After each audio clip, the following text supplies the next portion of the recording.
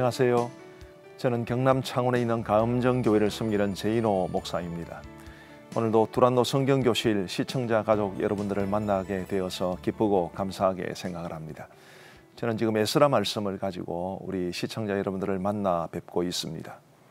에스라 성경은 전체가 10장으로 이루어진 성경인데 크게 두 부분으로 구분이 됩니다. 1장부터 6장까지가 전반부에 해당이 되겠고요. 그리고 7장부터 10장까지가 후반부에 해당이 됩니다. 전반부의 내용을 간략하게 말씀을 드리면 이제 유다가 바벨론에 의해서 멸망을 당하고 많은 사람들이 바벨론의 포로가 되어 사로잡혀 갔습니다. 그러다가 페르시아라는 나라가 바벨론을 무너뜨리고 일어서고 난 이후에 페르시아의 왕이었던 고레스 왕이 유다 백성들을 예루살렘으로 돌아가게 하고 그리고 성전을 건축하게 합니다. 그런 칙령에 따라서 많은 유다 백성들이 이제 예루살렘으로 돌아와서 성전을 건축하게 되는데 여러 많은 대적들의 방해가 집요하게 있었습니다마는 그 집요한 방해들을 극복하고 결국 예루살렘 성전 건축을 마무리한다는 내용이 이제 에스라 전반부 1장부터 6장까지의 내용에 포함되어 있었습니다.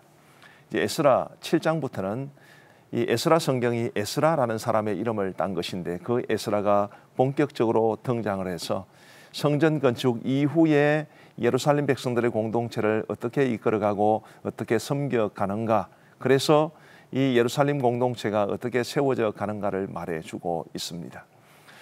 사실은 에스라 6장과 에스라 7장 사이의 시간적 간격이 상당합니다. 에스라가 자기 혼자만 돌아온 것은 아니었고요. 한 1,500명 이상의 많은 사람들과 함께 돌아오게 되는데 이것을 두 번째 귀환이라고 부릅니다. 이 두 번째 귀환이 주전 458년경에 있었습니다. 그런데 예루살렘 성전 건축 공사가 마무리가 된 것은 주전 516년이었으니까 이 둘 사이의 간격이 58년 정도가 됩니다. 그래서 에스라 6장에서 에스라 7장으로 넘어올 때 그 시간적 간격이 58년이었다는 것을 기억해 두는 것도 좋겠습니다. 자, 그런 정도가 되면 이제 처음에 고레스 왕의 칙령을 따라서 페르시아 땅에서 예루살렘으로 돌아온 사람들 1세대는 거의 다 세상을 떠나셨겠죠. 에스라가 돌아왔을 그 당시에 예루살렘에서 주로 살고 있었던 사람들은 이제 귀환 2세대, 3세대들이었습니다. 그들은 어떤 상황 가운데 처해 있었는지를 아는 것이 조금 이해하는 데 필요하다 생각이 됩니다.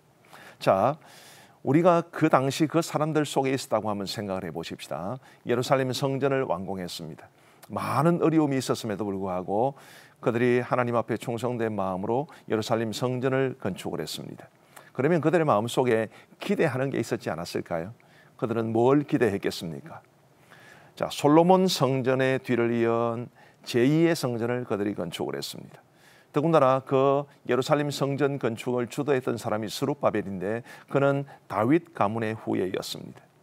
그러면 이 돌아온 사람들의 마음속에 다윗의 영광과 솔로몬의 영광이 생생하게 살아있었던 고대의 자신들의 나라, 그 당시 고대 근동 지방에서 감히 그 적소를 찾아볼 수 없었을 만큼 왕성했던 그 나라의 영광을 회복하고 싶은, 하나님의 크신 축복을 받고 싶은 그런 마음이 있었지 않았겠습니까? 그런데 아쉽게도 현실은 그리 만만하지가 않았습니다. 현실은 여전히 유다는 독립을 하지 못해서 페르시아의 속국 식민지에 불과했었고요. 그리고 그들이 바라던 대로 물질적인 축복도 많이 받지를 못했습니다. 예루살렘 성벽이 재건된 것이 주전 445년이었으니까요. 이 예루살렘 성전 건축이 완공된 이후에 무려 71년의 세월이 지나도록 성벽조차 완공하지 못한 상태에 있었던 것입니다. 그러니까 그만큼 이 사람들의 삶이 안정되지를 못했던 것이고, 그리고 예루살렘도 사람들이 상주하기에는 너무나 위험한, 불편하고 어려운 공간이 된 것입니다. 그런 상황 가운데서 이 사람들의 마음이 굉장히 하나님에 대한 실망감, 그리고 하나님에 대한 열정, 이런 것들을 잃어갔을 것입니다. 충분히 이해가 되는 일이기도 하죠. 어쨌든 그들이 하나님에 대한 열정과 헌신의 마음을 잃고 상황도 썩 좋지 않다 보니까 공동체 안에서도 많은 어려움과 갈등들이 있었습니다. 이런 이야기들이 이제 느헤미야 성경 그리고 말라기 성경 이렇게 기록되어 있습니다만은 추후에 에스라 9장을 살펴볼 때 이런 내용들을 좀 더 구체적으로 말씀을 드리기는 하겠습니다만 어떻든 에스라가 페르시아에서 다시 돌아왔을 때 2차로 귀환하게 되었을 때 예루살렘 백성들의 공동체가 그런 상황이었습니다. 그런 상황 가운데 놓여있는 예루살렘을 위해서 하나님께서 에스라를 역사의 전면에 등장시켜 주신 것입니다. 그리고 에스라 후반부 7장부터는 바로 그 에스라를 중심으로 해서 이제 전개가 되게 됩니다. 오늘 본문 말씀 이제 에스라 7장 1절부터 10절을 주로 살펴보게 될 텐데요. 이 본문 말씀에서 에스라를 어떻게 소개했는지를 하고 있는지를 한번 보시죠. 가장 주목할 만한 것은 에스라가 아론의 자손이었다는 것입니다. 7장 1절을 보시면 이렇게 되어 있습니다. 이 일 후에 바사왕 아닥사스다가 왕위에 있을 때에 에스라라 하는 자가 있었니라. 에스라를 소개합니다. 그리고 5절 말씀을 보시면 아비수아의 13대 손이요 비느하스의 14대 손이요 엘르아살의 15대 손이요 대제사장 아론의 16대 손이라. 에스라는 아론의 16대 손으로 기록되어 있습니다. 사실은 정확하게 우리 한국 사람들이 세는 방식으로는 16대는 아닙니다. 이 유다 사람들은 족보 기록에 있어서 상당히 특징적인 것을 가지고 있는데요. 예를 들면 그냥 쉽게 말씀을 드리면 이 이스라엘 사람들, 유다 사람들은 할아버지가 나를 낳았다 이렇게 말을 해도 아무 문제가 없습니다. 정조 할아버지를 가리켜 우리 아버지다 이렇게 말을 해도 틀린 것이 아닙니다. 그렇기 때문에 이 성경에 나오는 이스라엘 사람들의 족보를 보면 왕왕 중간에 여러 대수를 이제 생략하고 그리고 몇 대 이렇게 말을 하는 경우가 있는데 우리 한국식으로 말하면 이해가 잘 안 되는 것이죠. 그런데 이스라엘 사람들에게는 충분히 이해가 되는 자연스러운 일이었습니다.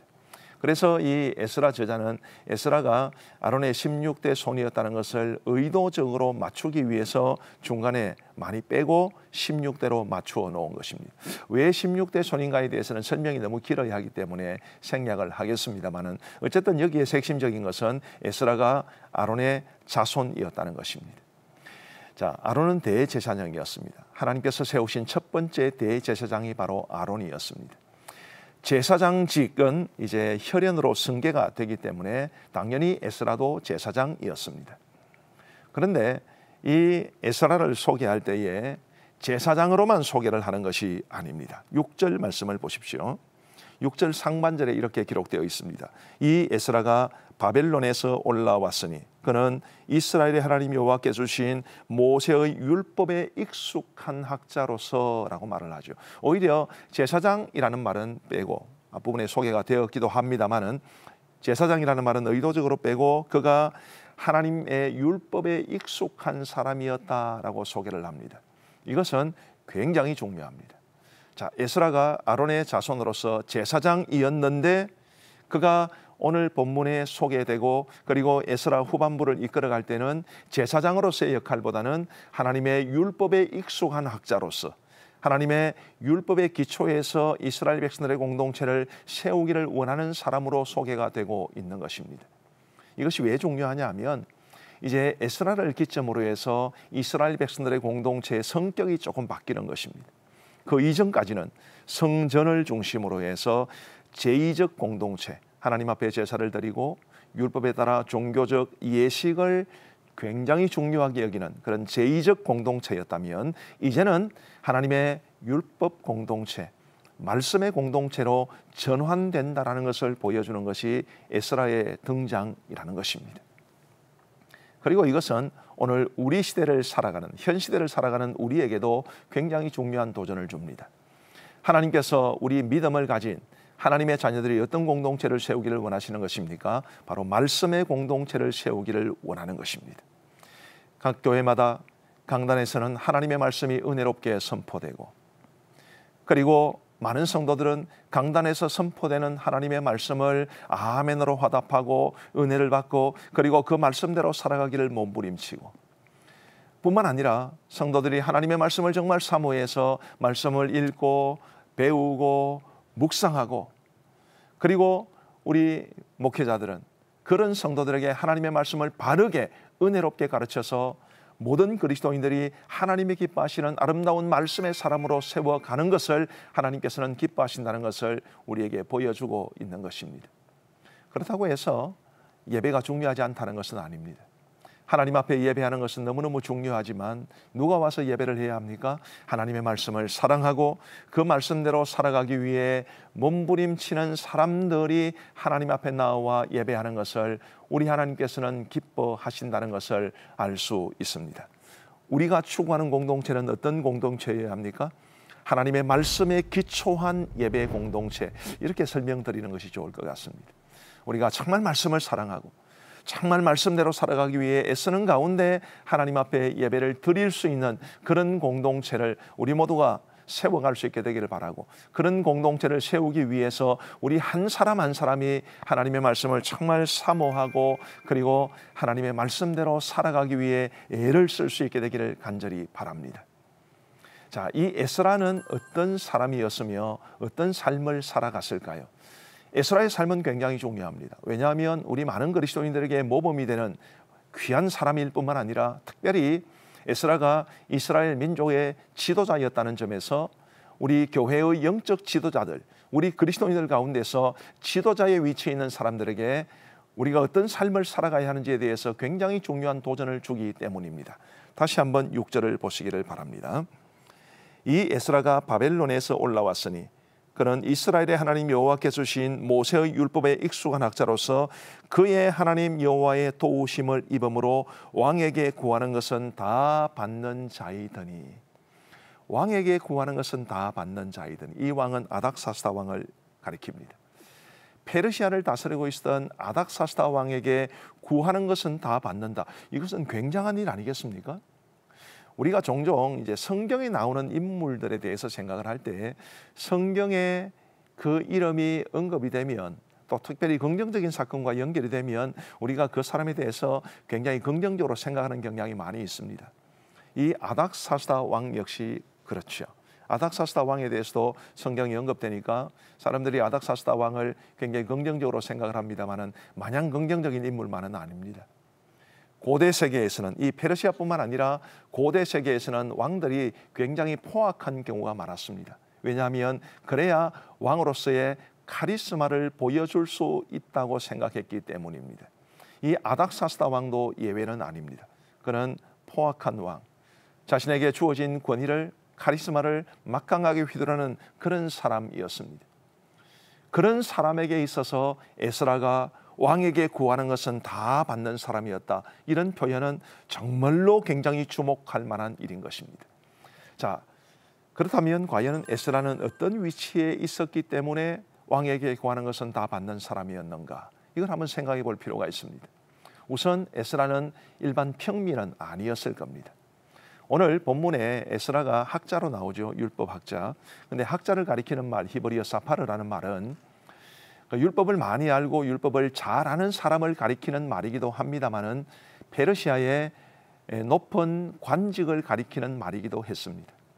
에스라는 그래서 일반 평민이 아니라, 만약에 그가 일반 평민이었다면 아닥사스다 왕 입장에서는 자기 나라 백성이 아니죠. 저 멀리 유다라는 이방 변두리 나라에서 사로잡아 온 사람에 불과했기 때문에 아닥사스다 왕이 에스라를 만나줄 이유도 없습니다.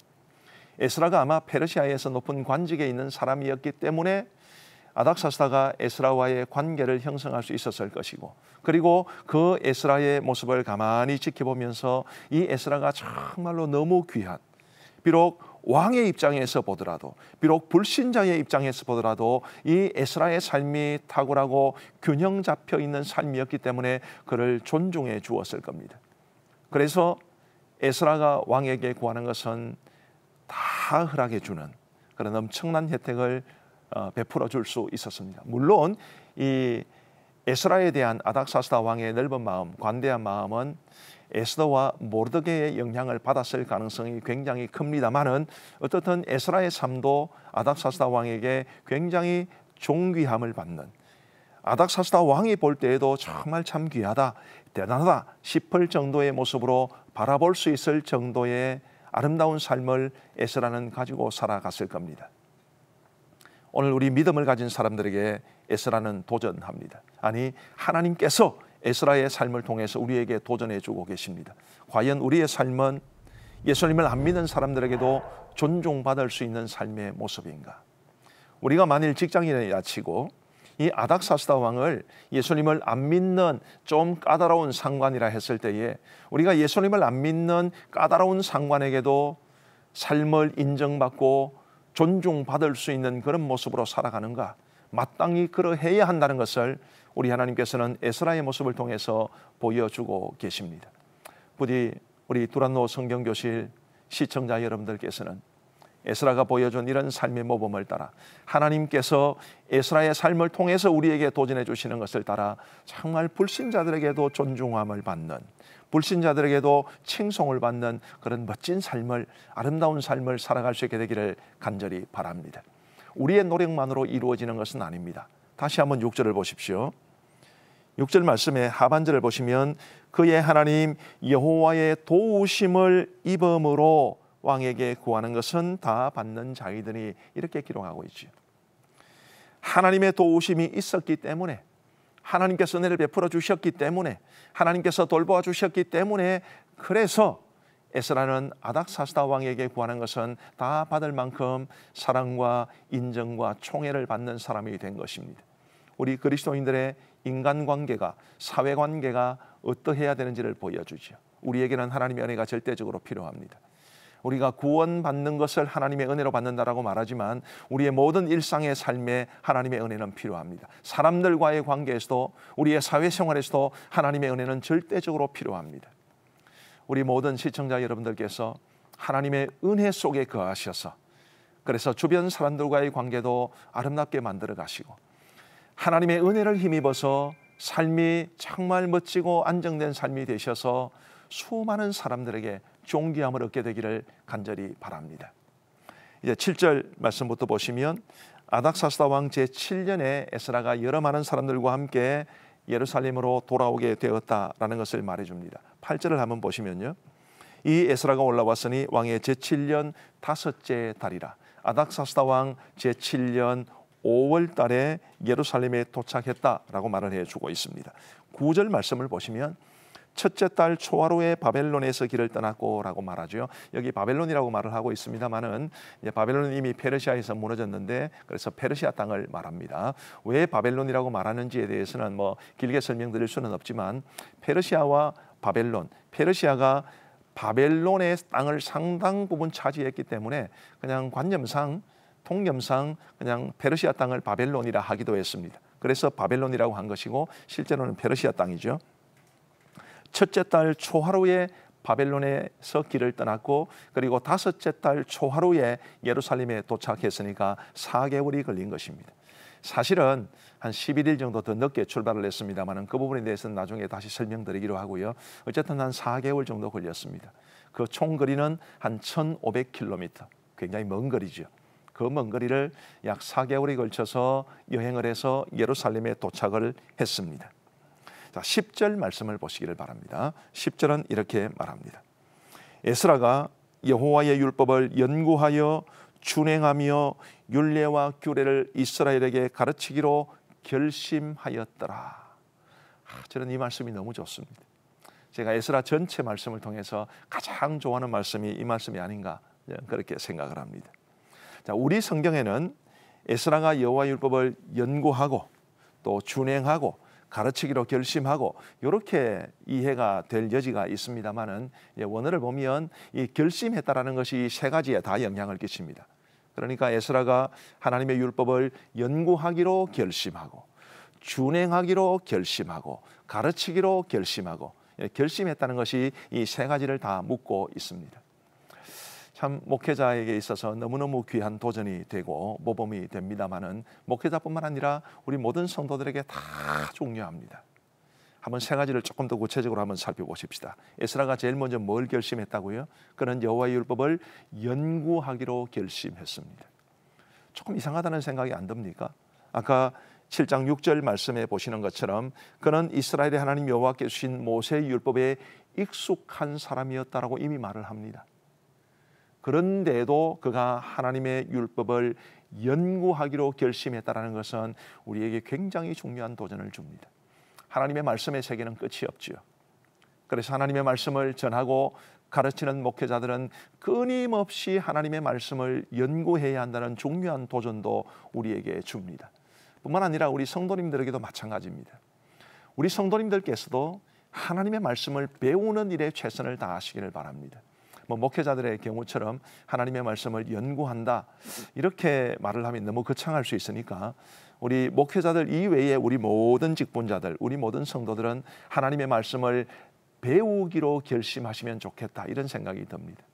안타깝게도 우리 한국 교회에서는 우리 교회 주일학교를 거치고 중고등부를 거치고 대학부 청년회를 거칠 때까지는 그래도 하나님의 말씀을 배우고 있고 배울 기회가 있습니다만은 청년회를 마치면 배울 수 있는 기회가 그렇게 많지가 않습니다. 그런데 여러분, 하나님의 말씀은 끊임없이 배우셔야 합니다. 주일 교회 와서 주일 난예배 때 설교 한번 듣고 주일 오후 예배나 저녁 예배 때 또 설교 한번 듣고 수요 기도회 때 또 설교 한번 듣고 그렇게 하나님의 말씀을 설교를 통해서 듣는 것으로는 절대로 충분하지 않습니다. 하나님의 말씀을 배우셔야 합니다.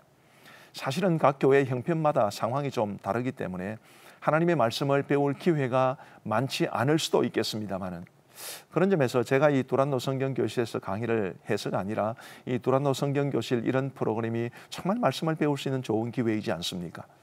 우리 한국교회 모든 성도들이 설교자는 말할 것도 없고 우리 모든 성도들이 하나님의 말씀을 연구하고 배우기로 결단해서 더욱더 말씀의 사람으로 세워져 갈 수 있게 되기를 간절히 소원합니다.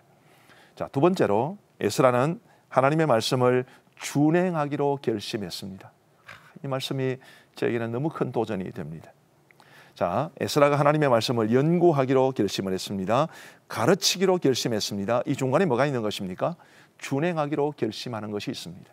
쉽게 말하면 이런 것이죠. 하나님, 제가 하나님의 말씀을 연구하겠습니다.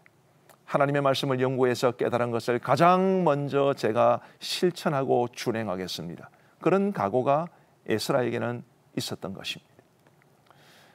우리 사랑하는 목회자 여러분, 그리고 모든 성도 여러분, 하나님의 말씀을 아무리 많이 알아도 그 말씀대로 살아가지 못하면 무슨 소용이 있겠습니까?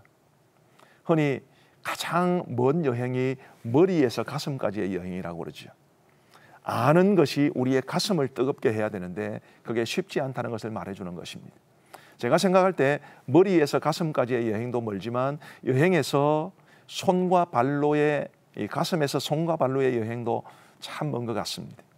우리가 아는 것이 우리의 가슴을 뜨겁게 하고 우리의 가슴에서 뜨거워진 것이 우리의 입과 손과 발로 실천되어야 하는데 그게 참 쉽지가 않은 것 같습니다. 우리 모든 두란노 성경교실 시청자 여러분들께서는 하나님의 말씀을 듣든지 묵상하든지 배우든지 어찌하든지 해서 알게 되신다면 그 말씀대로 준행하며 살아가시는 여러분들 모두가 되시기를 우리 주님의 이름으로 축복합니다. 우리는 정말 그렇게 해야 합니다. 데카르트라는 사람은 인생은 B와 C 사이의 D다 이렇게 말을 했죠. B는 탄생을 뜻하는 birth에서 나온 말입니다. D는 죽음을 뜻하는 death에서 나온 말입니다. B와 D 사이에는 당연히 C가 있죠. 탄생과 죽음 사이에 우리 인생이 있는데 뭐가 있다고요? C가 있는 것입니다. 초이스, 선택을 뜻하는 단어입니다.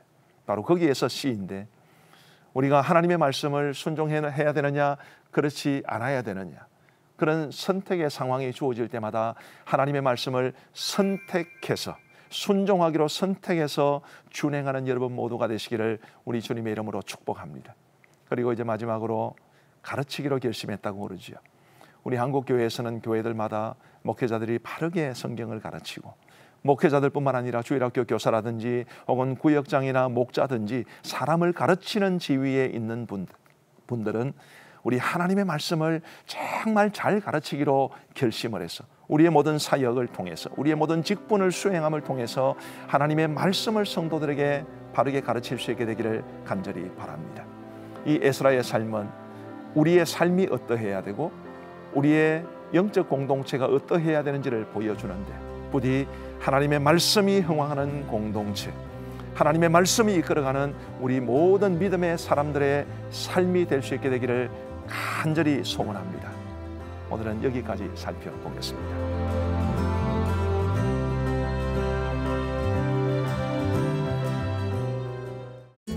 이 프로그램은 CTS 방송가족의 사랑과 후원으로 제작되었습니다.